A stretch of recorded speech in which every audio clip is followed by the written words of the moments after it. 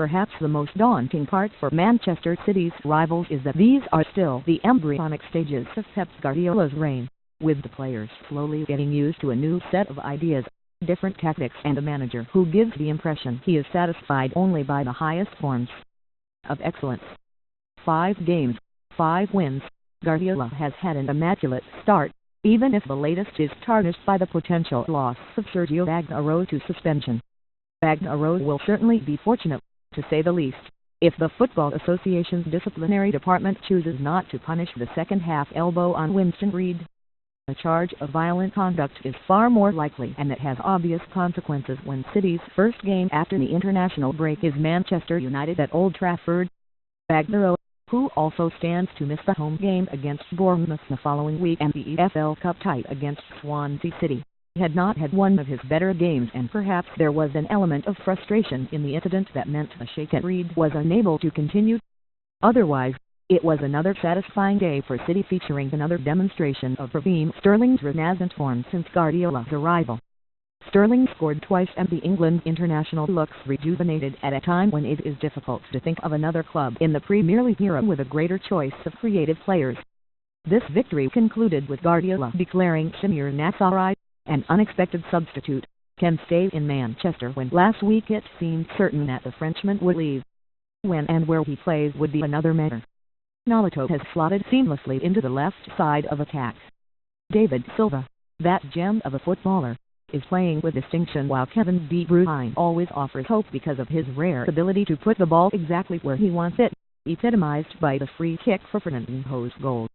More than anything, there is the sense of a team who can't still get better, and that must be thrilling for City's supporters when the improvement is already considerable. Leroy Sane, lest it be forgotten, has not had the chance to play a single minute yet. The same applies to Ilkay Echeverría, Guardiola's first signing, while Claudio Bravo was in the stands after his Hounds' 17-10 move from Barcelona.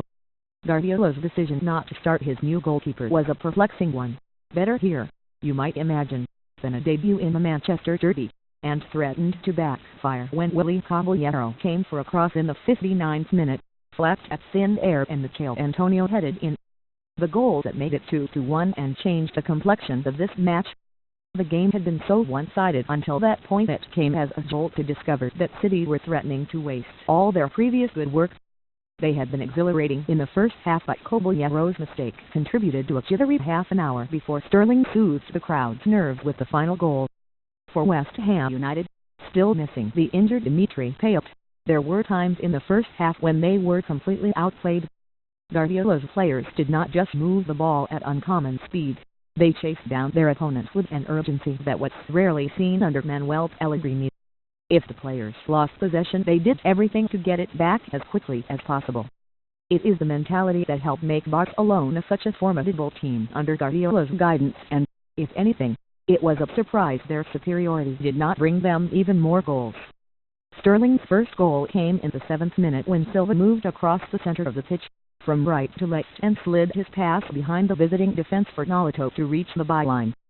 Sterling was unmarked in the penalty area and turned Nolito's cutback beyond Adrian, West Ham's goalkeeper, with a fine first-time finish. After 18 minutes the victory had started to feel like a foregone conclusion. Fernandinho had headed in De Bruyne's brilliant delivery, and West Ham, with the 20-year-old Ashley Fletcher making his full debut, looked desperately inferior. Yet Antonio has now scored 8 headers in the Premier League in the past year, more than any other player, and the latest one gave Slaven Bilic's team new momentum. City were aggrieved that the cross came from Arthur Machupku when, already booked, the player had brought down his stuff on John Stones' knee in a first-half challenge that went unpunished.